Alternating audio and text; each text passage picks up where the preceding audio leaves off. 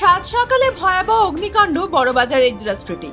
বৈদ্যুতিক সামগ্রিক বাজারে পাশের বহুতলে ছড়াচ্ছে আগুন, ভেঙে পড়ার আশঙ্কা। শর্ট সার্কিট থেকে লাগতে পারে আগুন, অনুমান দমকলে। স্থানীয়দের অভিযোগ, দমকল আসছে খানিকটা দেরি করেছে। দমকলের তরফ থেকে বলা হয়েছে আগুন যখন লেগেছে সেই যথাসময়ে তারা ঘটনাস্থলে পৌঁছে গেছে। এলাকার স্থানীয় মানুষরা বলেছেন, বারবার পুলিশ এবং পৌরসভাকে জানালেও কোনো কার্যসিদ্ধি হয়নি। এই ভয়াবহ অগ্নিকাণ্ডের জেরে বড়বাজার এজরা স্ট্রিটে ইলেকট্রনিক্সের দোকানের পাশে যে বহুতল রয়েছে সেখানে আগুনের লেলিহান শিখার তীব্রতা ছড়িয়ে পড়েছে ক্রমাগত। আতঙ্কিত বোধ করছেন এখানে যারা উপস্থিত ছিলেন স্থানীয়রা। প্রায় দীর্ঘ 13 বছর পর আবারও বিধ্বংসী অগ্নিকাণ্ডের শিকার হলো বড়বাজারের এজরা স্ট্রিট। এই অগ্নিকাণ্ডের জেরে ইলেকট্রনিক্সের একাধিক দোকান ভস্মীভূত। আলোর দোকানের একাংশ।